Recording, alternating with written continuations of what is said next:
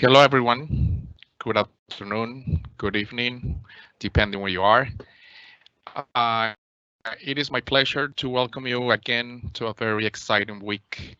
Today we are starting a new series of workshops or webinars, and we're going to start with a very interesting topic. I really appreciate your time and your attention. So well, let's start. My name is Abdel Jacobo. I'm the academic specialist for University of Tehran Publishing in Mexico, and I'm very pleased to coordinate and organize this series of webinars with our specialists and our consultants, which are experts on the topics they are presenting. And talking about that, I'm going to present our speaker today, which is Isaac Perez Bolado. He's going to talk about assessment online. Since you are very interested on working online and planning and providing feedback to your students through distance, because we understand that this is the time in which you want to learn how to work online with your students. So let me introduce Isaac Perez Bolado. University of Texas at El Paso. He got his BA, University of Buckingham, PGCE, and Master in Education. He holds also a Cambridge CELTA TKT and Train the Trainer. He's a teacher, trainer, and writer working in bilingual education and ELT. He has experience in the classroom and also as a program head and academic consultant. His main interests include educational technology, applied linguistics, and cognitive science. He currently lives in Cabo San Lucas, Mexico, where he teaches art in international school. So Isaac is ready and eager to share. So let me introduce him. I'm going to send his camera. Okay, thank you very much. I'm about to share the presentation for today. Can you confirm that you guys see it all right? Yes, we can see it perfectly. Perfect. Okay. Well, thank you very much, everyone who's taking the time to attend today's workshop. Thank you, Abdel, and thank you to SM and University of Tehran Publishing for giving me the opportunity to share with all of you today. As you very kindly introduced us, we are going to be speaking today about online assessment.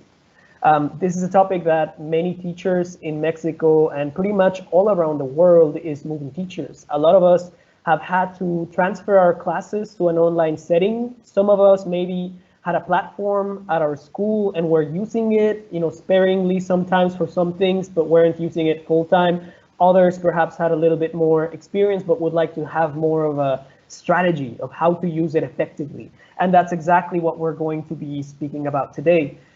Assessment in general is a very vital topic. It's something that's involved a lot of educators in the past couple of decades.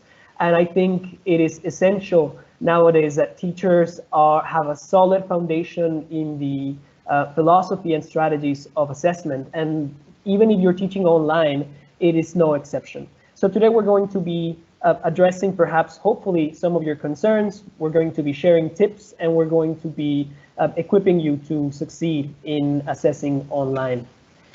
So our goals for today, let's get to it. Our first goal is to identify what are the best approaches, strategies, and tools for assessing students while they're learning online. So we're going to look at what it is that we should be doing in case we're not, and then if we are, how to do it well. Then the next goal is to gain practical insights, some practical ideas, how to make the best assessment decisions while we're teaching online courses. And we're going to identify best practices and media for feedback. That's going to be the latter part of our workshop, talking about feedback. So hopefully any of these three will resonate with you wherever you are, whether you're a beginning teacher or you have some experience before, but mainly in the classroom, or whether you are already experienced as an online teacher, but would like to reflect and improve. Hopefully these goals will suit your practice. Some instructions for today. These are some things that I would like you to keep in mind so we can make this a more interactive activity. The first is that there is a companion website. If you have taken a workshop with me before, I'd like to do these. The website contains access to the materials that you're looking at today, some of the activities that I will be sharing with you, references to bibliography, and a little bit about me so we can stay in touch. We're also going to be doing some visualization. I'm going to ask you to close your eyes now and then. And this is especially because reflection is something that happens when you look inside, and it works well if we're not looking at the screen for a second, but we're rather closing your eyes. This is optional, but it's highly recommended. I will also be recommending that you take notes. Staying actively on top of what's going on in the screen and in your headphones is very important, but also doing something with your hands is going to help you stay engaged. And there will be times also where I will ask you to chat, to add your contributions, your experiences, ideas, questions, comments in the chat, and that will be indicated for you, and I'll make a pause for that.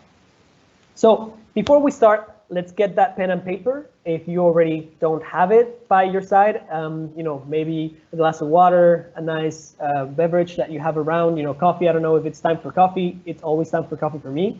But if you have something to drink, that's also going to help you stay awake and attentive. And if you already have your notes, I would like to suggest this way of making the notes. You divide your paper into four. There's going to be 4 sections that I would like you to make notes about. Of course, the bottom part is the main ideas and the notes. So you can do this kind of like Cornell style, maybe a column that has the main ideas, the titles, and then a column that has the notes, any additional information that you think is important. But then the 2 parts on top are the interesting part. I'd like you to have a section of your notes that's going to be called the mirror. The mirror is basically for you to write things that have to do with your own self-reflection. I would like you to put those in a special place because these are going to be important for you to look at after we are done with the workshop. The mirror is basically where you're going to look at your own practice. Where are you? What are you doing? How you are doing it? And then also for you to compare your experience with the experience of your learners. Anything that might resonate with what's happening with your learners that I mentioned in this workshop, I would like you to make a note of that in your mirror because that's going to be important for you to make the most of this workshop for your own classroom. Then there's also the refrigerator. The fridge is things that you might want to ask questions about later. I'm going to make sure to leave some time at the end for you to ask questions. Also, any ideas that you think are useful, which are interesting, that you would like to go back to later on, maybe look at the links that are on the website for you to find out more, and things to research later. So the mirror, the fridge, and then your main ideas section, you can divide your paper to make notes, and this will be a way that your notes are not only useful, but organized, and you can use them later for your own practice. Some useful terms, some vocabulary that we're going to be using today. Like I said, I don't know how many of you are already experienced in online teaching. So we will be using the word LMS. It's going to come up every once in a while. There are many alternatives for LMSs. Some of them are free, for example, Google Classroom. Some of them have been around for quite a while, like Moodle, or if you're in a school in Mexico, perhaps Educamos, Algebraics, Edmodo, Blackboard, Canvas, WebCT. There's a lot of alternatives, but the LMS is basically the learning management system. It's that platform. Teachers and students often refer to it as the platform where we post things, where we stay on top. There's usually a messaging component. We can put up grades on there. The LMS is basically your platform for doing everything that's online teaching related. I'm also going to be referring to a lot of Google tools today, G Suite, Google Docs. These are all parts of your Google account. So if you already have a Google account, you have access to a ton of educational tools that are completely free, that are widely useful for your students, and that are actually very constructive in terms of collaboration and in terms of accountability from your students. And we're going to be discussing how we can make the most of that. There's our companion website. Abdel is going to help me post this to your chat, to the chat today. This is the website in which you're going to find all of the handouts, the slides for today, the links to the tools that I'm going to be mentioning, an activity. There's going to be a video that I'm going to ask you to watch for a little bit, and the link is there. There's my contact information. There's the survey that you have to fill at the end of today's workshop for you to get your certificate. Everything is on there. So if you want to go ahead and take a moment to either copy the address and access it from your computer or a different device, or going to the chat and make sure that you have that open as we go about in our workshop.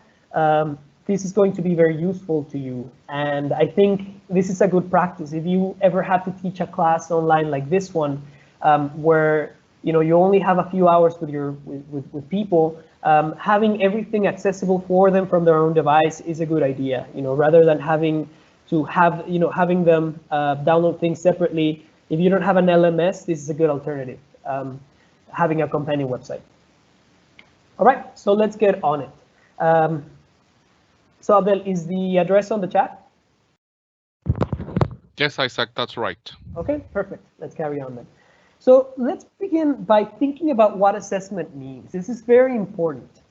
Online teaching and teaching aren't all that different at the center. Similarly, assessment and online assessment aren't very different when we think about it from a philosophical and from the core, the essence principles of what it means. And I would like you to think about what assessment means, and I like to put it in this way. If we think about education as a conversation, this is a conversation where we have something to say as teachers. There are things that we want our students to learn, things that we want them, to share with them. Conversations don't work if we are not listening as well. And so assessment is the same as listening to the other person is in a conversation. This is very, very critical, that we understand that we cannot have a conversation with people if we are only talking. If we are not listening, then this is not really a conversation. It's a monologue, it's a spectacle, it's something else.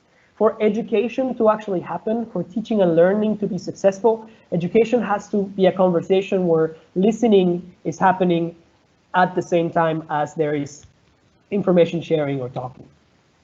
So let's go a little bit deeper into this metaphor.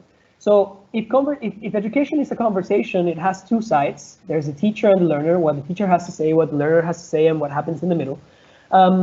It usually begins when the teacher performs some kind of diagnostic assessment. It can be formal or informal, but basically it involves having a sense for where the students are. We begin our planning by listening to the students, whether we're looking at last year's results, whether we are considering what kind of students we have. We know them from last year. The teacher from the past year tells us, where they are. We have some information from our coordinator about who these students are. We listen first. We want to know what kind of a conversation we're going to be walking into, and we do listening even before we do any talking.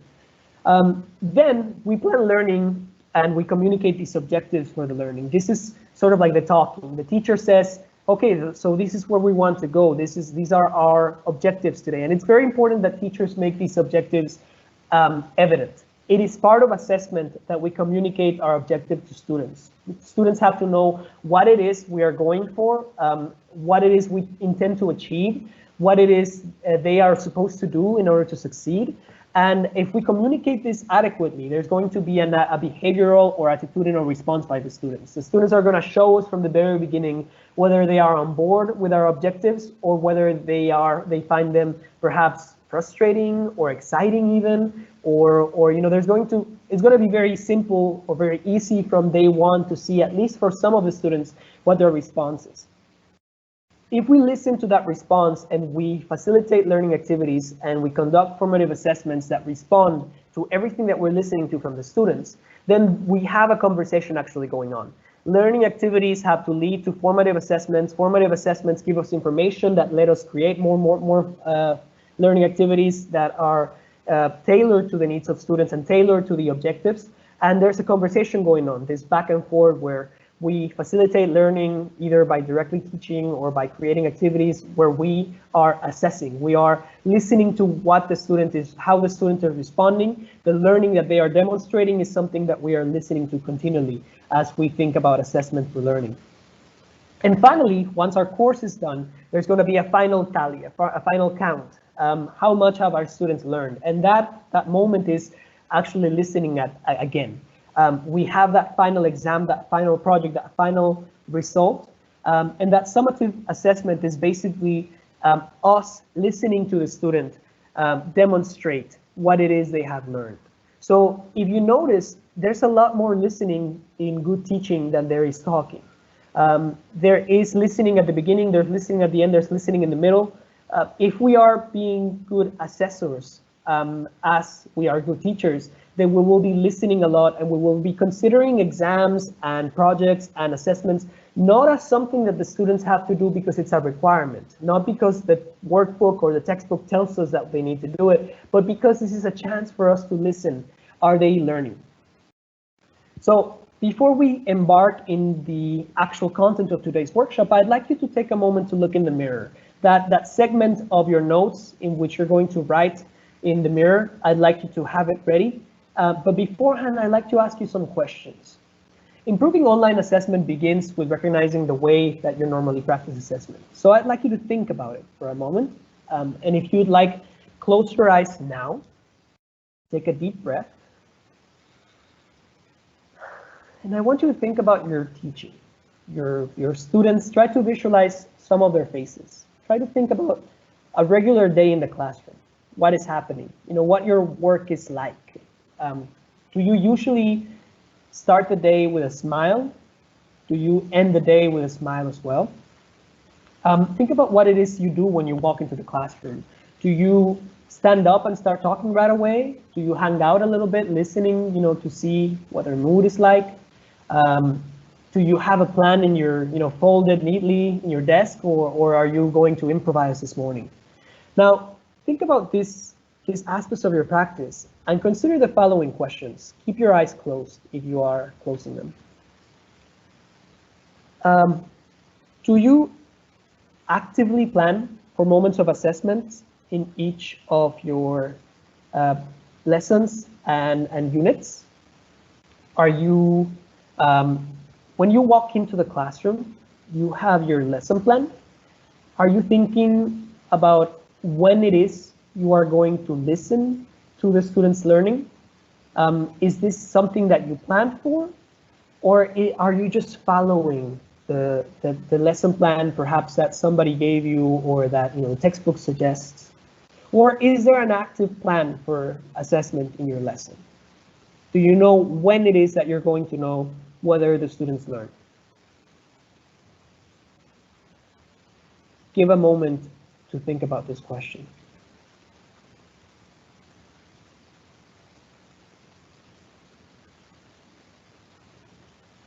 All right.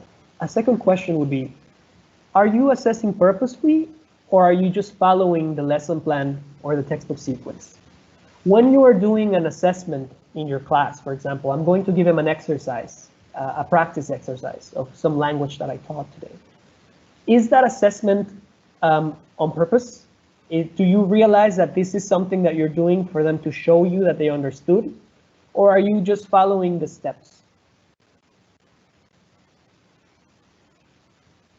And finally, the third question. Do you know what you're going to do with the information that you get from the assessment? And what I mean here from the information is, so you did your exercise, your practice exercise, and you are going through the classroom, you're looking at students, monitoring their progress, and you're seeing that, some of them are doing adequately, but then several of them are actually having difficulty. They don't know what to write in the exercise. So this is information for you. 3/4 of your students aren't making progress in the exercise. What do you do with this information? Let's say that you have a test and you see that there's a distribution. Half of your students did reasonably well and the other half is very much behind. What do you do with that information? Do you have a plan for what happens if most of your students get a 6 or a 7? Or is this just something that you accept as, this is the nature of the game and sorry for them, they didn't learn, they didn't apply themselves? Or is there a plan for what happens when your students are not succeeding?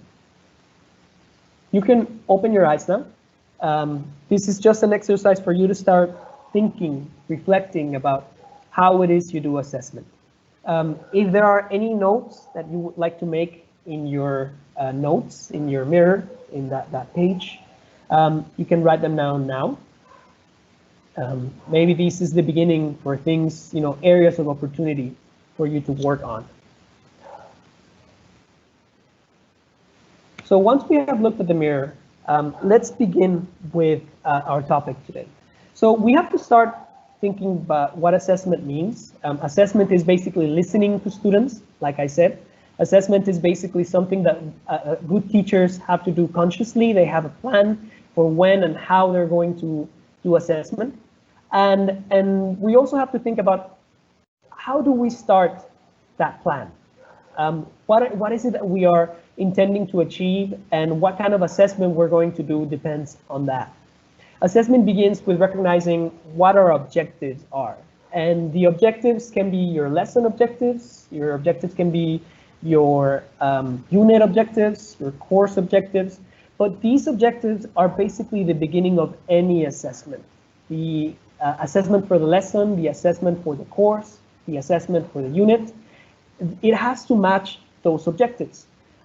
So if our objective is, for example, I have some language objective, I have to do an assessment that measures that language. And I'm going to talk about what that means specifically. So a lot of our goals in language teaching, as teachers of English, which I assume most of the people watching today are, a lot of our goals depend on two areas of competency.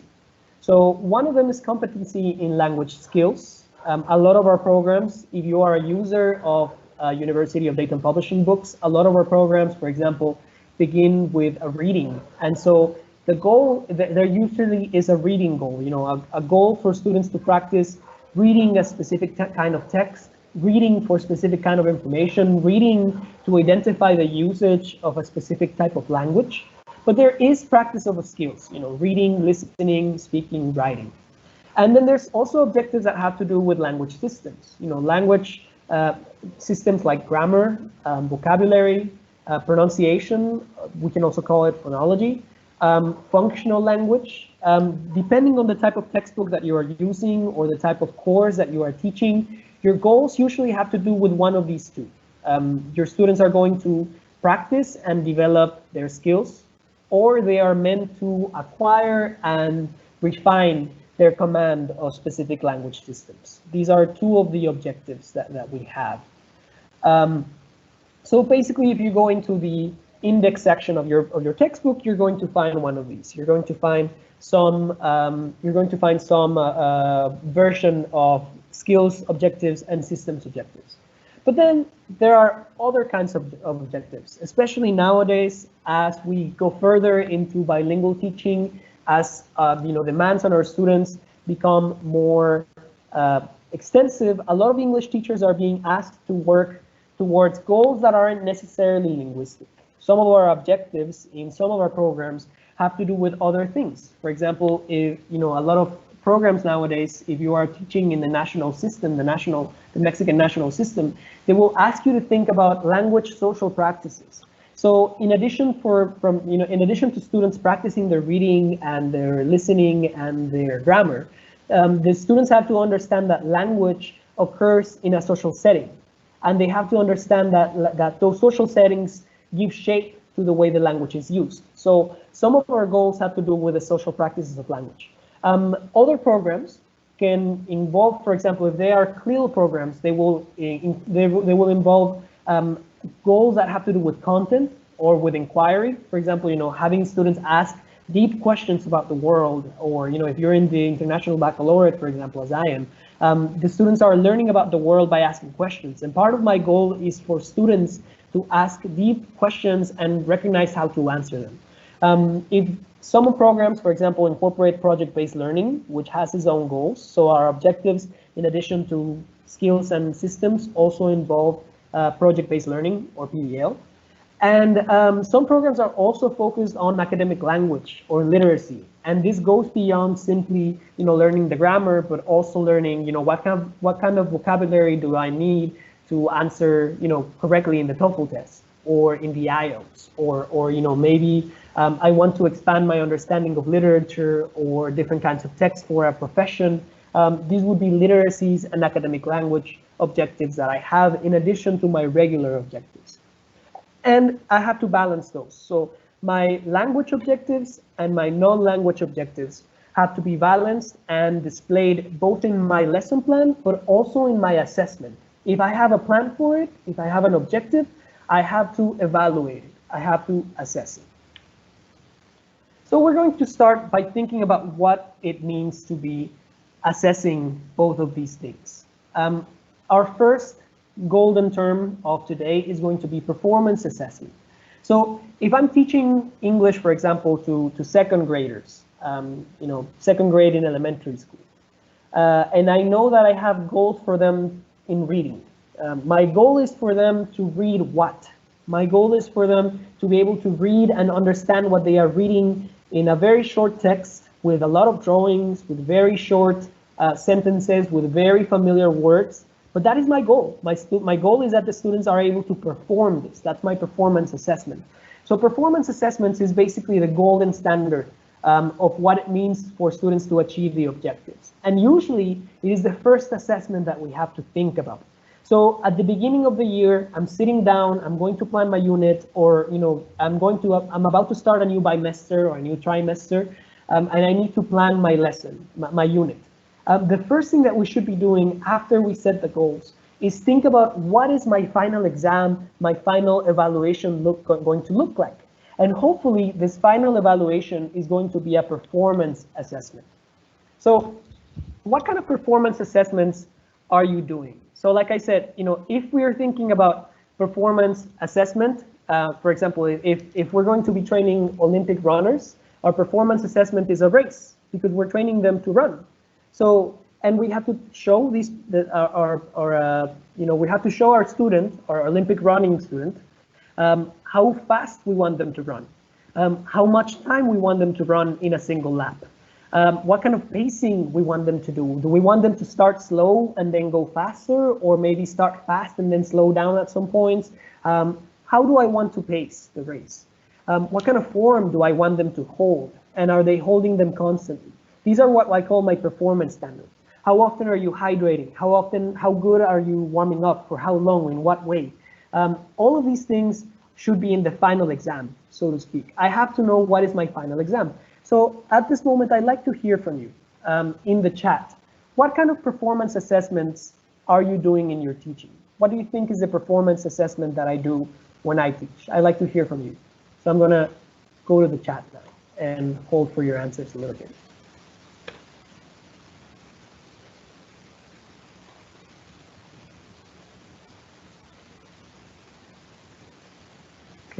So, for example, very good. Yadira is saying that her performance assessment is a role play conversation. And this is an excellent, excellent performance assessment, because in a conversation, we can actually see the students, selecting the vocabulary. We can see them choosing, some strategies for taking turns. We see them listening to the other person. They understand what the other person is saying, and they formulate a response. And this is very authentic kind of training, authentic kind of language use.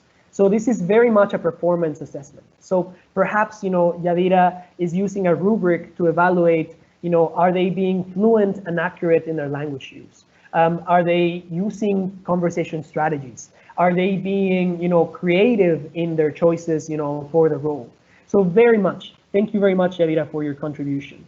Are there any others that you can think of? Any other performance assessments that we do in our teaching?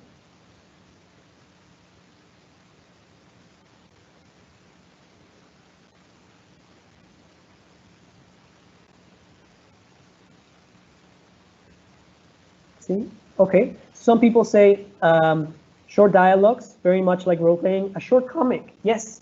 So for example, projects like comics allow students to choose the language that they're going to use, choose a situation in which language is supposed to be used correctly. It allows for them to personalize the story so they can get more creative and more involved in the activity. Performing sketches can also be a good performance assessment. So definitely, those are all very good suggestions. Role plays, watching a video. Okay, Faye is saying watching a video. I would have to see what it is you're expecting them to do with that video. For example, if they take the video and they give you their opinion about it, then that would be a performance assessment because I can see them respond to something. The thing about performance assessment is that we have to be able to observe it. If it is something that we can observe, then we can actually assess that, we can evaluate that. Games, competitions among groups. Yes, games can be performance assessment, but we have to be careful about, are they being authentic? Are the games something that represents our objective at the end of the course? Because the thing about games is that games often involve supports and they involve unrealistic expectations because that is what makes them competitive, you know. So the thing about a game is that sometimes games are not necessarily reflective of reality.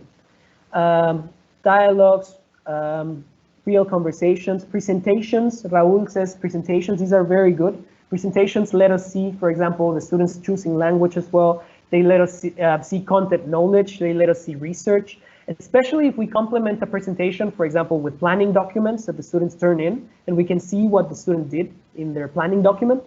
That allows us to evaluate much more than just the language use. Reading workshops, acting with short dialogues, acting a short story, writing projects, debates. Debates are excellent. I very much love debates.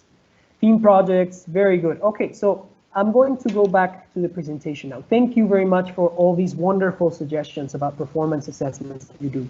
So I know that you already do these in the classroom. Now, what about online? I mean, this is a workshop about online assessment at the end. So what can we do then?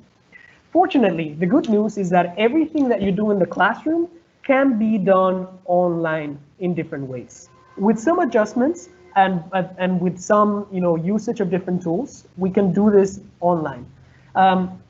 So performance assessments, like I said, you know, just to finish up this topic, they include things like, for example, competency and proficiency exams. I was very surprised that none of you said exams, but I'm very happy as well because exams aren't always the best assessment. They can be good, but not always. And it's very hard to make a good exam that's an assessment.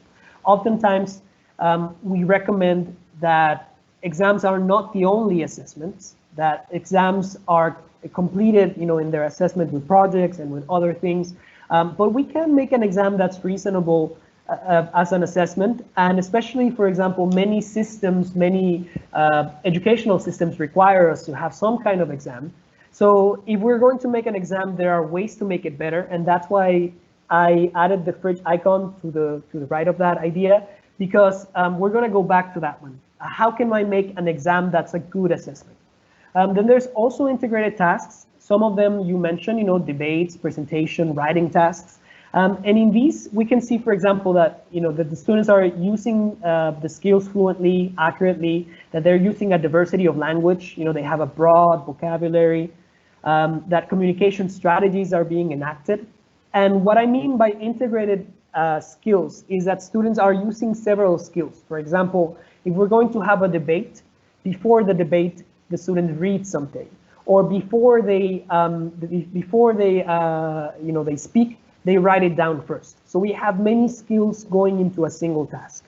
And then, like one of you mentioned, at least, there's also project-based assessments. So projects, you know, they involve a lot of steps. They can finish with a presentation, but there's a lot of work that goes beforehand. If you're using project-based learning, a project-based assessment allows you to evaluate not only the use of language, but also things like teamwork, like knowledge of the content, like strategies to solve problems, research skills, their ability to use specific resources, in addition to the presentation and the language. Online, there are a lot of things that we can do to do performance assessment. So for example, if we're going to hold an exam, there are many platforms online that allow us to do this. So for example, we have a lot of LMSs that have exam tools. Google Forms is a great tool to make exams. If you don't know how to do it, the companion website has a link to a tutorial on how to do that. Kahoot is a great resource in your classroom. Probably many of you have tried it before. And Kahoot has an individual challenge mode now, which allows you to assign the Kahoot as a kind of quiz that the students can take in their own time, but still compete with others in a differentiated way. Socrative is another tool that lets us administrate tests. Nearpod, Quizlet, Edpuzzle. Edpuzzle is great because the exam can contain videos that way as well. There's also integrated skills tasks that can be done online through tools like video chat, like YouTube, WhatsApp voice messages, Powtoon, for example. Debates can also be held. Discussion forums, especially for the older students, are very useful. But there's also things like Flipgrid, for example. Workplace is a tool by Facebook. There's a link to that in our companion website. Twitter, Google Docs are good tools, for example, for writing tasks. Project-based assessments also incorporate several online tools that we can use for those kinds of projects. Things like Google Docs, Padlet, Google Forms, Classroom, Discord, Prezi, YouTube, Powtoon.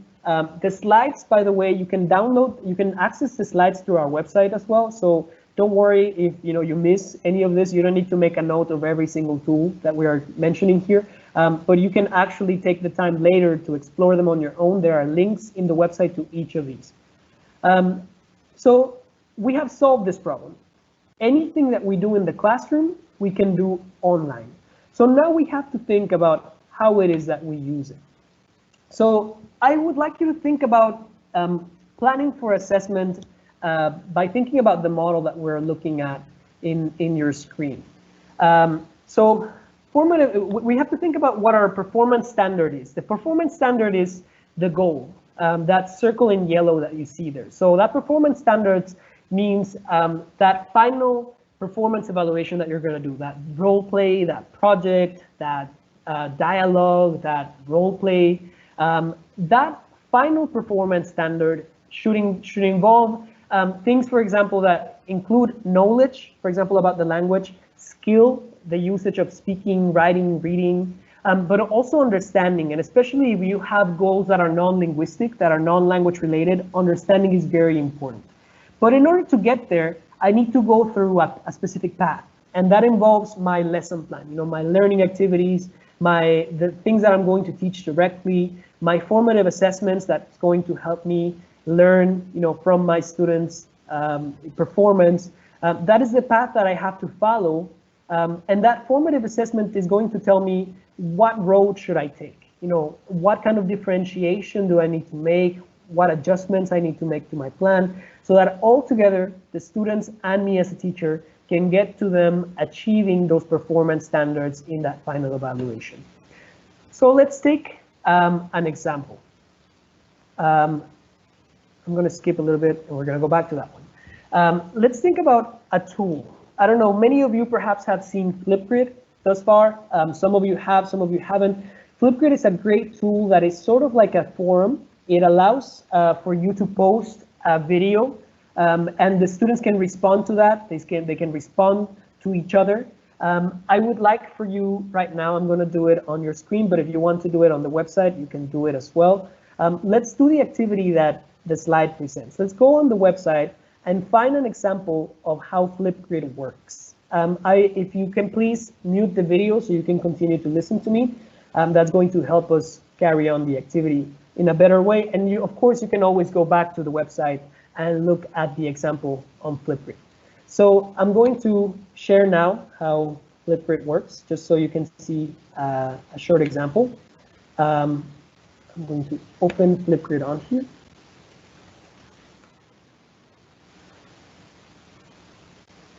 So this is Flipgrid. As you can see, it is compatible with a lot of devices. You can use a tablet, you can use a phone, you can use a computer. The students, what it does is basically the students record short videos and they respond to whatever prompt you give them. So for example, you show them a video or a short reading or a story, and then the students give you their reaction. This is especially good if your students are already producing. For example, if they're 4th grade, 5th grade, perhaps A1, advanced or A2 level students can actually start using Flipgrid. And what it does is I create my own video or my own prompt for them to respond to. And what the students do is they record themselves, and they are able to record or for others. I'm going to skip the video a little bit, and you can see that in the Flipgrid that they have here, the students are basically responding themselves. They add their own response. This is what I think. This is how I feel. This is my own response. And especially at this time, when your students aren't able to see each other's faces, Flipgrid is a great tool for them to hear each other's voices, to see each other again, to cultivate those relationships in a way that's engaging for them, that is accessible for them, and that also lets you evaluate their learning.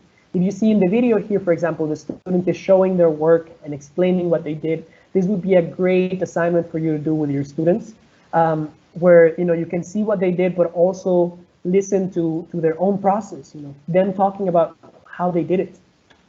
All right, so that's enough.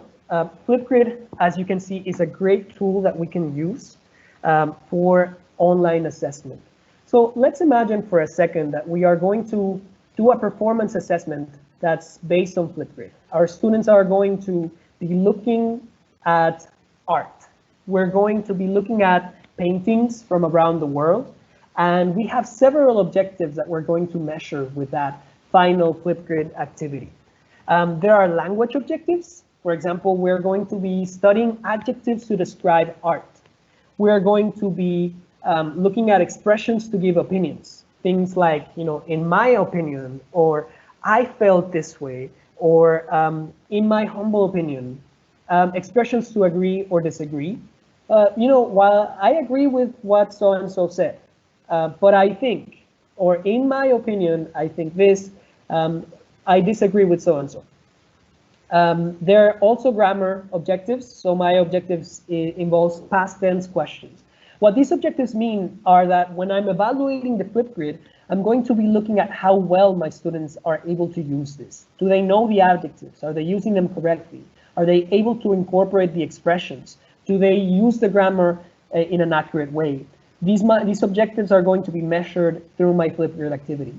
I also have goals for the skills. The students should be able to read and understand the text that describe the painting and the background, who's the painter, where they painted it, what they were talking about, some of the history of the painting maybe. So they need to be able to understand these kinds of texts. That's my objective. There's also writing. The students can write the students are going to be able to write a short outline for the video. I don't just expect them to show me the video. I want to see their process. So they're going to write down some of the sentences, some of the activities, the ideas. This is going to be also kind of like a script that's going to help them make their video. So that also is formative assessment for them, because I can give them feedback and I can tell them, oh, watch out for this, this verb tense here, or maybe, oh, be careful with the structure. So my writing is also a goal that I'm going to measure in the Flipgrid video. And then there's also speaking or listening as a skill. The students can describe a painting, they can ask for others' opinions, they can agree and disagree with others. I can see that they understood their classmates and they can respond to them in speaking. So, and I finally have understanding goals. I have this, maybe I'm using a kind of program that requires me to use inquiry questions.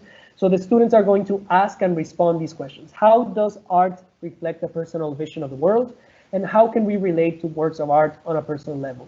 I'm going to evaluate this as well. I want to see the students connecting to the artwork on a personal level and showing me how they achieve that. And I also want them to tell me how it is that they see the personal vision of the artist in the painting. So all of these can be measured through that Flipgrid activity. I'm going to be evaluating it. And so my activity is going to be the goal. That is, the Flipgrid about art is my final performance assessment. This is going to happen at the end of the month or at the end of my semester, however often you have class. But this is sort of like the end of the road. When we are done with this unit, my students will be able to achieve all those wonderful objectives that I set for them, because that is the goal that I'm going to evaluate at the end. But along the road, we're going to be using a lot of activities. We're going to be using some direct teaching. So for example, I'm going to use a tool called Edpuzzle to show them some videos with expressions to exchange opinions. And they're going to use that activity as a way for them to see how the opinions are used. They're going to, use those examples as a, as a practice kind of activity. Maybe they're going to make their own version of the dialogue that they saw in the video at the end. There's also going to be learning activities like vocabulary, which is a tool that lets you make vocabulary games. There's also going to be a Socrative race that asks students to practice their grammar. And maybe we're going to have a video chat lesson where I'm going to show them paintings and we're going to practice some of the activities. And then there's also going to be formative assessments. There's going to be activities in which I can evaluate how well the students dominate language. So we're going to do a Kahoot challenge for that. I'm going to ask them to record voice notes with opinion phrases to make a dialogue. And then I'm going to do an outline for the video that they're going to record in the Flipgrid. That's going to be a formative assessment. Let's be very clear that what I mean by formative assessment here is that the students are going to have a chance to do this more than once. The students are going to be able to access this activity more than one time for them to perform better and better each time until they feel ready. Based on that information, I see that a lot of them are doing well in the Kahoot, but perhaps their voice notes weren't very good. That's going to lead me to decisions. So maybe I'm going to do reinforcements activities for some of them. I'm going to do some direct teaching on video chat because I need them to reinforce those topics that I wasn't so sure about. And that's going to take me to my final goal. My Flipgrid about art is going to help the students demonstrate what they learned through an actual performance assessment that was completed, through all of these other formative assessments and learning activities that I did using online tools. So as you can see, if we have a very good performance assessment, that's going to show us more or less where we want to go. And from there, my task as a teacher, my big challenge is to use the tools. So how do I choose what tools I'm going to use? And I want you to think about, this as a kind of pyramid. So what kind of tools do I have to use? Of course, your first priority should be the learning. What are my learning goals and what do I want them to demonstrate?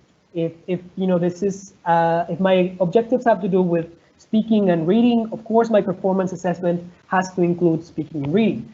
But I also have to think about my own teaching. So maybe I'm going to give Flipgrid a try, but I would recommend that you maybe go slow, little by little, whenever you're going to take a new tool. Or for example, if you're going to do Flipgrid, but you have 200 students to assess, that means that you're going to have to watch 200 videos that are about 3 minutes long, and that's going to consume a lot of your time, and that's going to be a huge workload for you. So you have to think about whether that's compatible with your work. Also, if you're going to give them a new tool, is this a tool that you can give your students support about? Can you actually help your students along the way? These are some considerations. If I don't know how to give students support on Flipgrid, maybe I need to take it slow, learn a little better, do a little bit of practice, maybe not make this a huge assessment. Maybe it can be just like a practice activity that I do in a lesson or two, and that lets me get some practice myself before I do a performance assessment on Flipgrid. I also have to think about software. Is the software that I'm going to be using accessible? Is this something, for example, that my students can access on their phone? If I have students that are only able to access a mobile phone for their online activities? Is this a platform, for example, that lets the student do the kind of thing that I asked them to do? If my goal is speaking, does the platform allow the students to speak, to record? Is this compatible with the software that I'm using for example, my LMS? Is it easy to use? Do the students know it? Sometimes it might be better to go with a tool that the students already know, rather than saturate them with new tools that the students don't really know or that are not that easy to use. And finally, of course, I also have to think about hardware considerations. So if I'm going to be using an online tool that is very novel, it has augmented reality and so on, but then my computer is very old, that might give me some headaches. So it's important to think about, is the hardware that I have capable? So I have to think about, is this something that I can use? Is this something that is accessible? Is this hardware that I have capable? So my advice is, please, before you try a new tool, think about these levels of ideas. Think about, Guess what are your learning goals, but also think about, is this compatible with your workload? Is this something that you can support your students with? Is this compatible with the software that the students know and already use? So if you're going to use Flipgrid, make those considerations as well. So now let's assume, for example, that I have a very mean coordinator and she doesn't let me use the Flipgrid as my only assessment. So she asks me to have an exam. What can I do? If I'm going to do an assessment, that's an exam. Now, exams aren't really performance-based by their own nature, unless they are intended to measure competency. So we're going to talk about exams now. How can I make it so that my exams are not simply, the students answering multiple choice questions and demonstrating their ability to do ini, mini, mini, mo? Here are some ideas. If I'm going to do an exam, my first piece of advice is make sure that the multiple choice items require understanding. So for example, if I'm going to ask them to read a text, ask not only general questions about the global understanding of the text, but also refer the students to specific paragraphs. Tell them, what does this phrase in this paragraph mean, for example? Or focus on aspects of language that aren't literal. So for example, what does the phrase on this context specifically mean?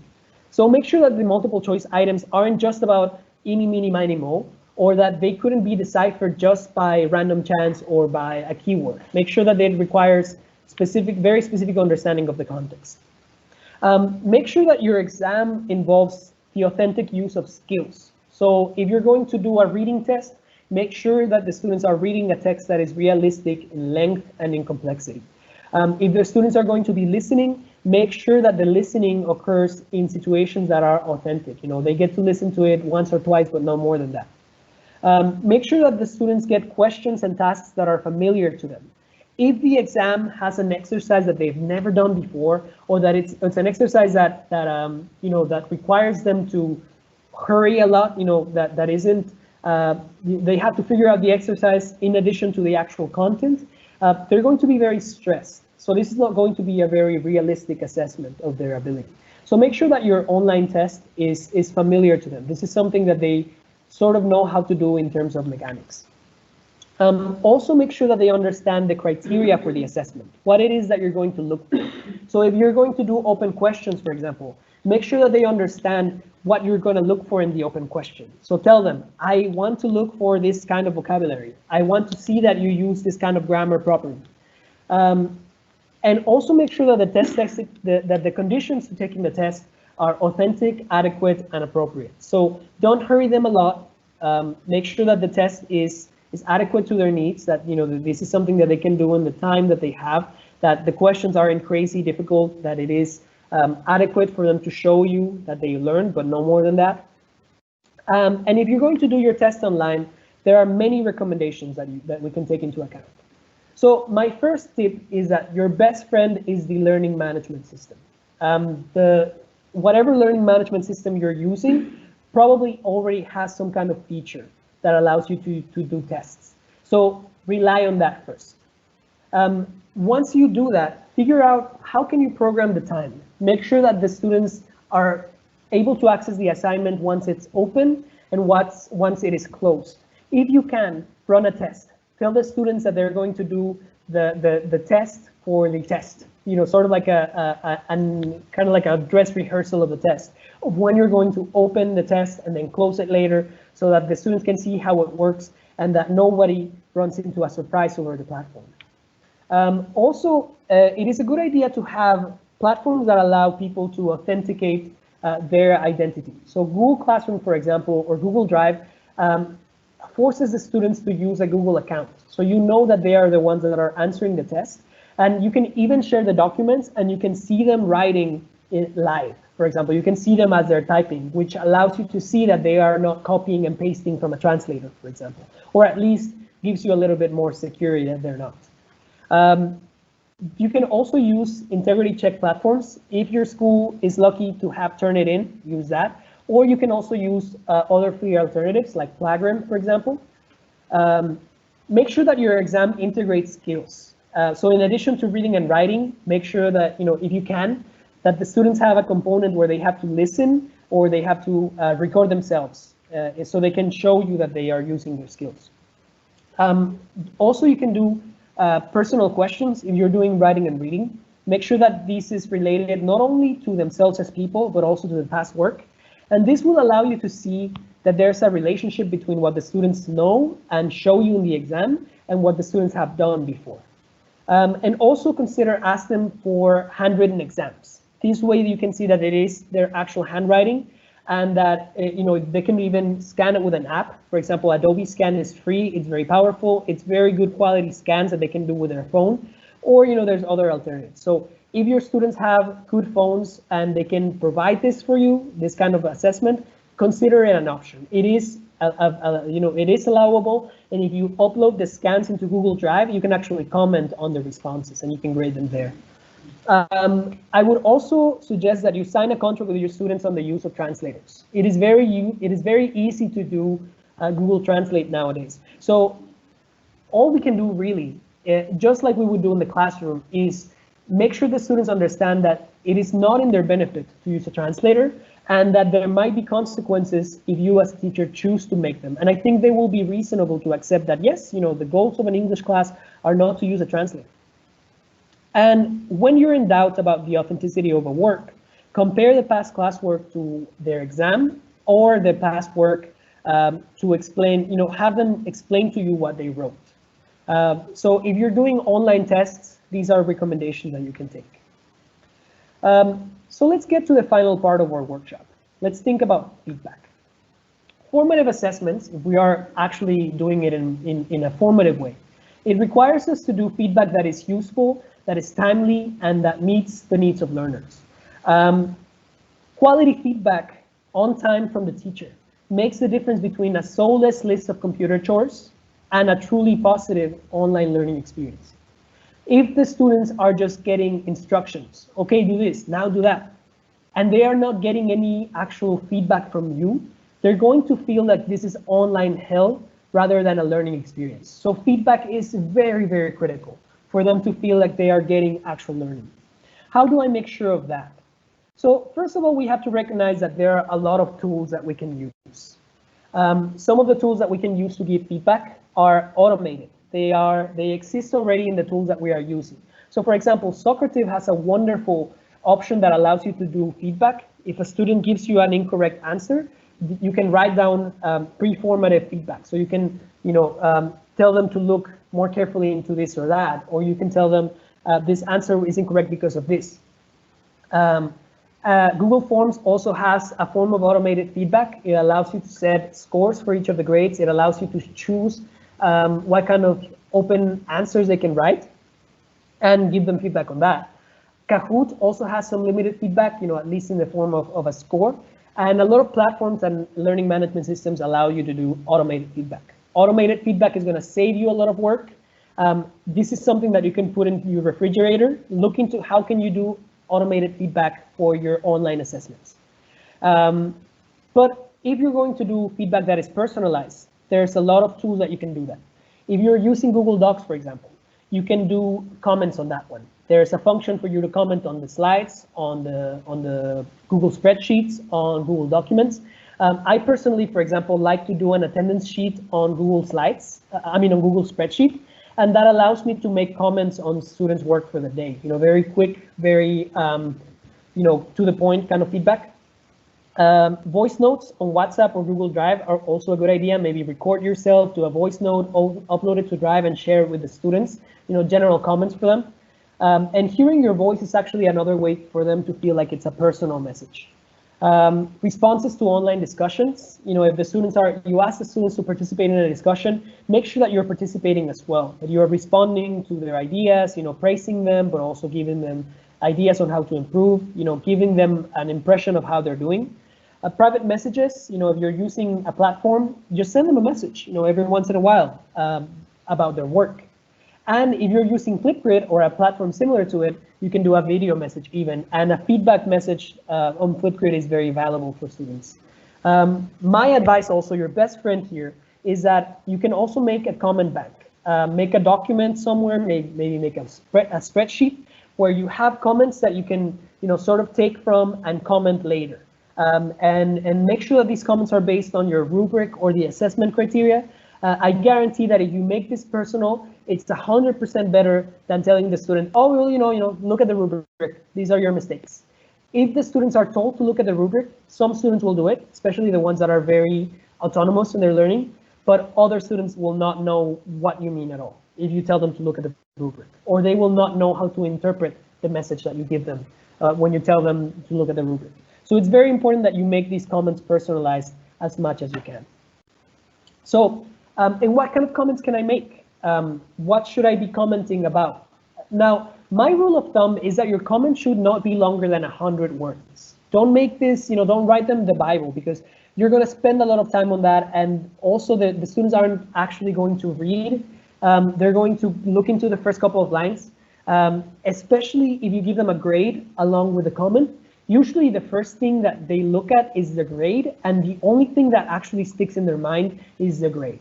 So make sure that you give them a comment that is brief, that is constructive, and preferably not tied to a grade in an immediate way. There are many levels of feedback that you can give them. This comes from John Hattie and his theory of visible learning.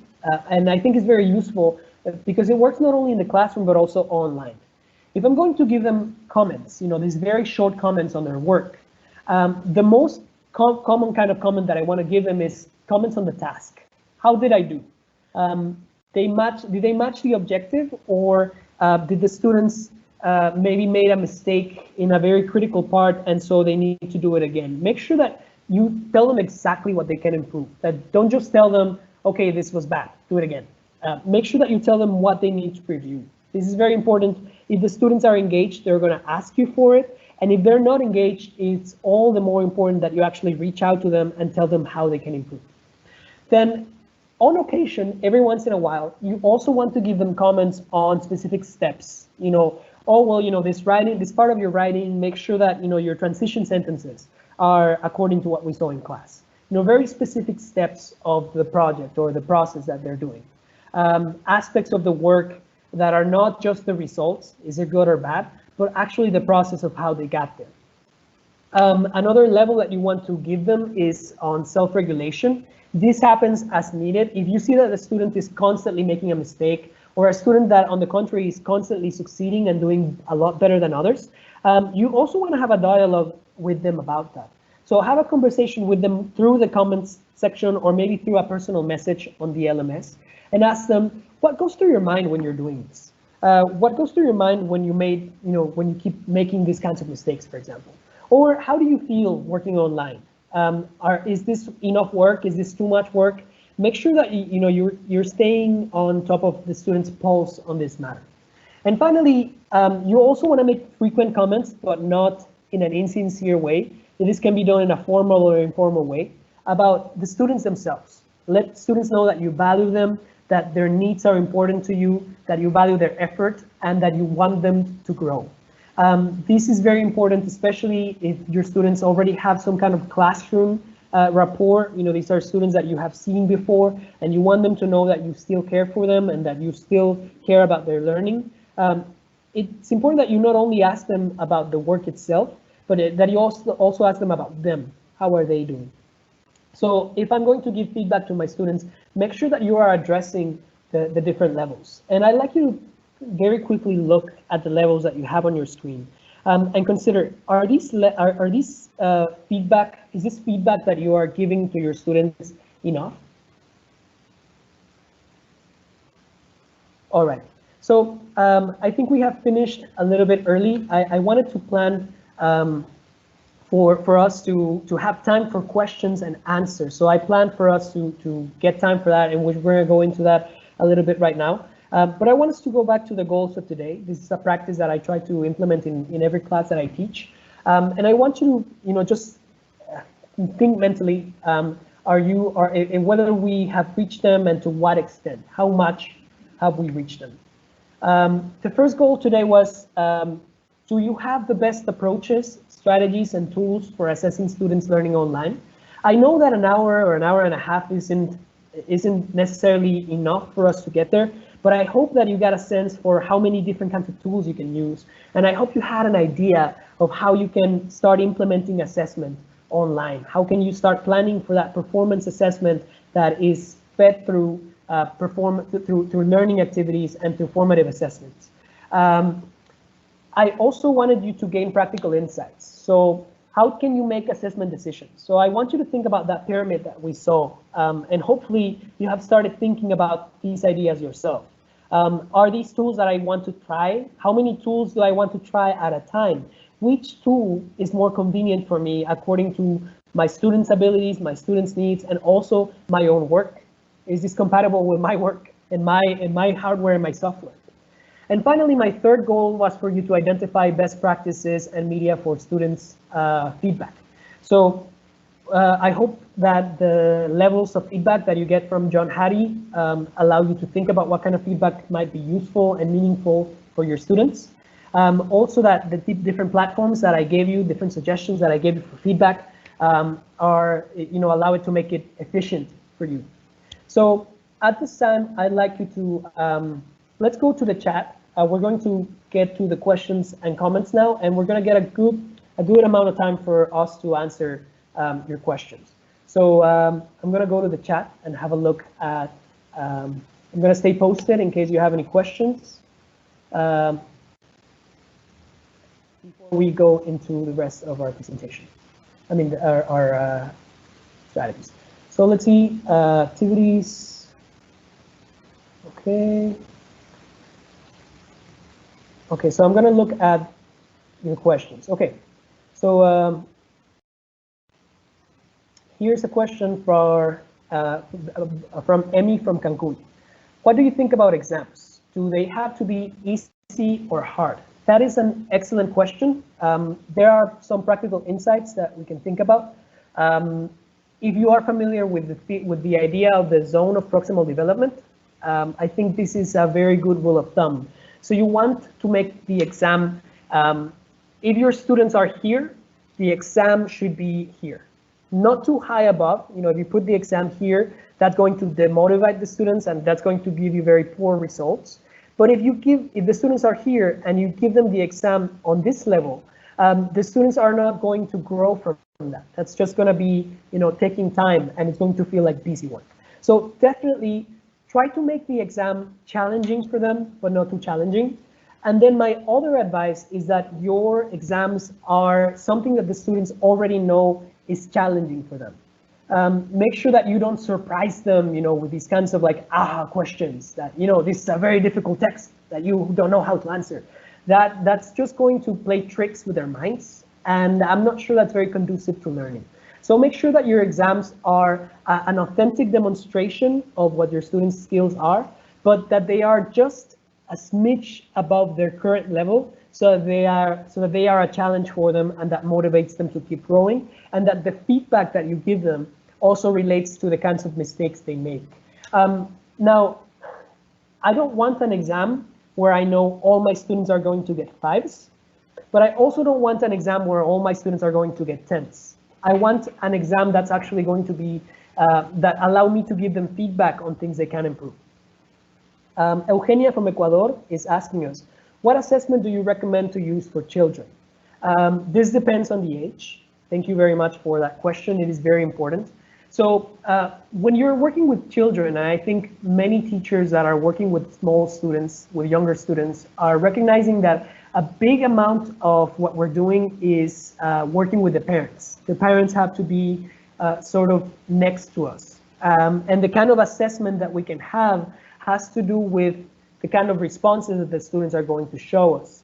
So my recommendation is that you use assessment that is based on understanding for the students. Not so much production, but that the students show us that they understand what you are talking about.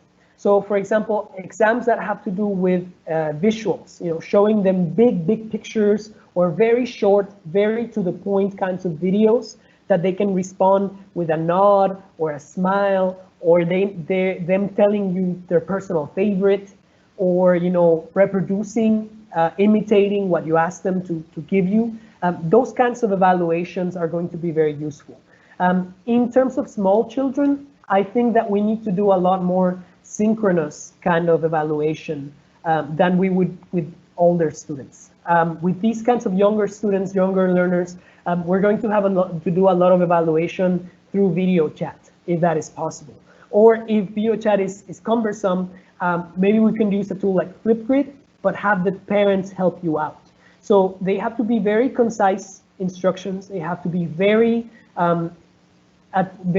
much about having them understand and respond in a way that is natural for them. So nonverbal language, choices, imitation, that's how students show you their learning at that age. They're not necessarily going to be able to write or produce in an authentic and independent way, but they can very much respond and they can very much show you that they understand language. And that should be your performance assessment with those students. Maybe having them show you that they understand a specific video by telling you their favorite, or by showing you, that they can do the motion that the character makes, something like that. So that kind of objectives that are very much tailored to the adequate level of the student is the kind of assessment that you want to do for very young children. Felix Dominguez, in a related questions, is asking us to about music. I think music is a great tool for us to assess younger learners. For example, if we have a music that allows the students to respond in some way through gestures, like clapping or jumping or that kind of assessment, especially with very, very young learners, music can be very useful. In terms of the older learners, music can be a very good kind of formative activity. For example, Edpuzzle, that tool can allow you to make, for example, listening kind of activities where the students have to listen for specific words and they have to respond in the puzzle, in the quiz. But those are more like formative activities. I think when it comes to performance assessments, we have to think about whether music is an authentic application of the skill. So definitely for formative activities, there's a lot of tools that we can use, Edpuzzle, Powtoon, even video chat, we can use music, although there's going to be a delay, so it might not be as efficient as we would like, but music is a good formative activity. I think for performance assessment, music might not be the first go-to choice. Yadira Carrera is asking us, is there a tool that I recommend to create exams? Like I said, my first recommendation is that you go with your LMS. If you're using Schoology or Educamos or any platform, that would be my first choice. But if you're not having, if you don't have a go-to platform for exams, I would highly recommend that you use Google Forms. Google Forms is very, very useful, very simple, very intuitive, and it allows you to make exams that have a correct answer. So for example, if you do multiple choice, Google Forms allows you to configure which is the correct option for the students to choose. It allows you to do very specific parameters for open answers. So for example, if you have a question that is, the past tense of a specific verb, you can have the students type that, but then you as a creator of that Google form, you can set what the correct answers for that question are, and you can do a number of alternative spellings, with uppercase and lowercase, with period at the end or without a period at the end. Google Forms is very useful. It allows you to give different scores. It allows you to give feedback, automated feedback, and it also allows you to both have a preliminary grade for some questions and then also grade open answers. And when you grade the open answers, you can assign different scores and you can give personalized feedback for each of the open answers. So Google Forms, I highly, highly recommend. There's a link on the website. I'm actually going to share, to show you where that is on the website. So the website is on my presentation. I give you all the links in my website for all those tools that we mentioned today. And there's actually a link to a tutorial on how to do exams on Google Forms. There's a video, it's very simple, it's very intuitive. If you go to the links to tools that I gave you on the website, the first recommendation that I gave is Google Forms. So Google Forms is very simple.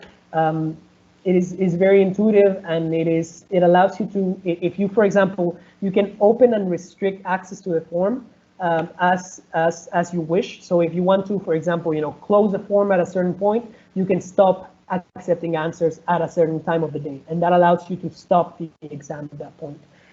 So Google Forms is a good option.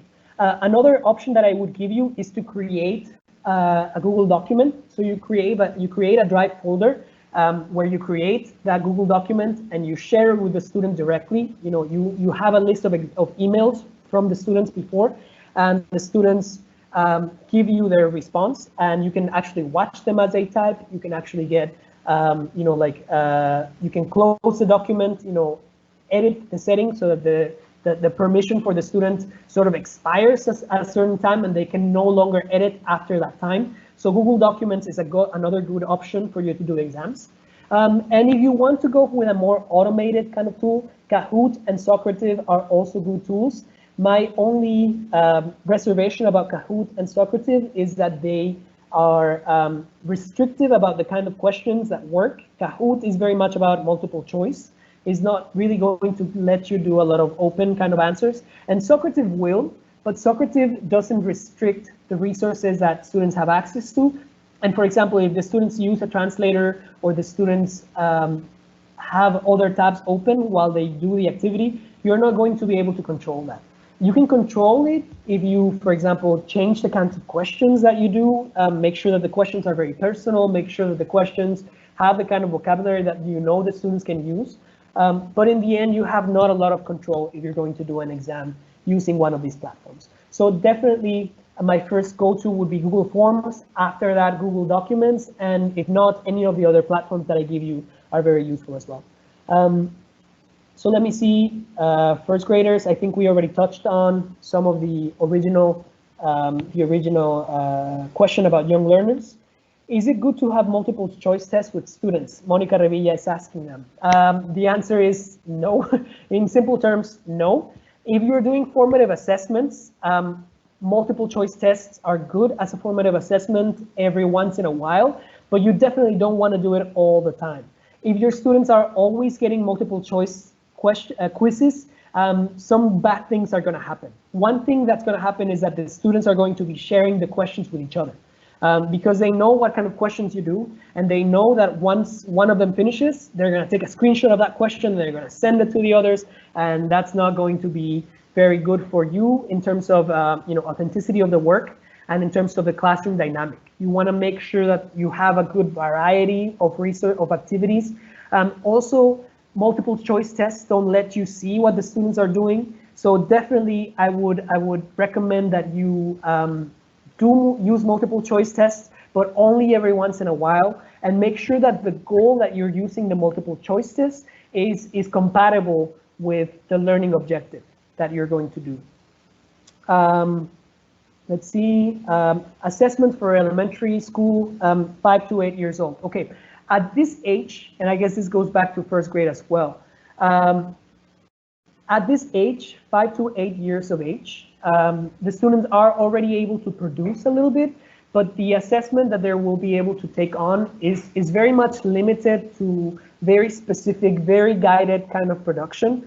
So I would say that if your student is 6 years old, for example, writing one word is going to be a challenge for them. So you definitely want to encourage them to, for example, write things by hand and maybe send you a picture and explain it to you in a video, or maybe have the parents help them explain their work. Very guided kind of activities, the same thing we would do with younger learners, 3 or 4 years of age. We want them, give very specific instructions for very specific products, and make sure that the students and the parents understand what you want them to demonstrate. The parents are going to be a huge help for you, especially for learners that are ages 4 all the way, I think, to 8 or 9 years old. You want the parents to understand what your assessment objectives are. So I think the best assessment at this age is very limited production, as well, very limited kind of understanding. Games are very good at this age. Flashcards, kind of visually supported assessments are very good. For example, show them a video, show them a picture and ask them to, tell you about what they see in the picture by using phrases that we saw in class, adjectives that we see in class, maybe having them respond to their classmates in a very limited, very structured kind of way. And that would be the best assessment that we can do for younger learners. Otoniel Corniel asks us, what if you as a teacher don't believe in exams to assess your students? I am 100% with you. I think exams are generally not the best way to assess students. I think we can get some information from exams that is useful, and especially if our institution asks us to have exams, we sort of have to like bend our arm a little bit, you know, and accept that this is a tool that we can have. Of course, it shouldn't be the only tool. It shouldn't be it's not the best tool, like I said, to evaluate. But if you're going to do it, it's better that the exam is formative, or that it is a competency-based exam. Okay, Anonymous is saying, I use slides with animation. I just put an image so that students can produce the language to check understanding. Is this correct? Yes, as long as the language that the students are being asked to produce is personal. If it is a personal response, and if it is according to the expectations that they should do at the age grade that you have. So for example, if it's a 4 or 5-year-old student, you have an animation and you ask them to respond, a short phrase, a yes or no, a preference is a good expectation for assessment. If it's an older student, maybe 11, 12 years old, if the level of English is a little higher, they can produce some sentences by themselves. You definitely want to guide some of that language, but also expect them to produce something more authentic, and maybe even interact with each other. Maybe have them, you know, practice asking questions to each other about the image. Sort of what you would see in a Cambridge examination for children. That kind of activity is a good standard for the kind of assessment that you can do. Do you think it is good to test students using lots of questions? It's Monica Revilla is asking. Like, for example, if the test is scored 10, do I have to use 10 questions? Short answer is no. This is going to depend on the age of the students. And I would definitely think that grading is a topic that we didn't get into deeply, but it is very much relevant to assessment. If your grade is 10, you want to make sure that as much as you can, the 10 actually means something. So if the student got a 10 in the exam, it shouldn't only mean that the student was able to answer the questions correctly. It should be a demonstration of the student's ability. It should be hard enough that for students to get a 10, they have to be completely in fulfillment of your objectives. So you have to make sure that if the student is able to get a 10, that student not only is able to understand the reading, but is able to, you know, maybe show you that they understand. Not only in the exam, but outside of the exam in a different context. So I think the number is relative. It's not just about the question. Some teachers, for example, can give different weights to different questions. So these 3 questions are heavier in the grade than these 5 questions, for example. If I'm going to ask vocabulary questions, like, you know, match the word to the meaning, I wouldn't give a lot of weight to that kind of question, because that only shows me that they are familiar with the vocabulary, but that they are very good at putting puzzles together. So I wouldn't give a lot of weight if my exam is an evaluation of language, but I would give weight, for example, to open-ended questions. You know, an open-ended question can be worth 3 points, and a multiple choice or a jumbled sentence kind of question can be worth 1 point. And this is because think about the amount of cognitive effort that it takes, and think about how authentically the question demonstrates the student's ability. If the question is for them to produce language, that is a very authentic demonstration of their ability. If the question asks them to identify language, that shows you they are familiar, but it's not very precise. It's not a very precise representation of the student's ability.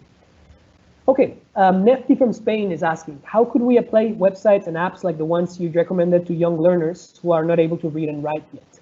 Okay, and going back to that one, the question here is, like I said, you have to think about what tool can your student use. So definitely, I would think that you want to think about apps that they can use independently. Some of the apps that are, you know, shaped like games, for example, Kahoot is something that a student that is 6, 8 years old could do, but perhaps a student in kindergarten, H is not very well able to coordinate that fast, to look at something and have 30 seconds to look at the right shape and identify it. That would be a very much a challenging kind of game for the students to play at that age. But one thing they can do at that age, for example, is ask them to identify specific letters. There are a lot of games, and one thing we can do is work in coordination with the parents to use those kinds of games, and the parents can send you a screenshot of the results. Of course, that would require you to trust the parents. Hopefully, that is something that is possible in your context.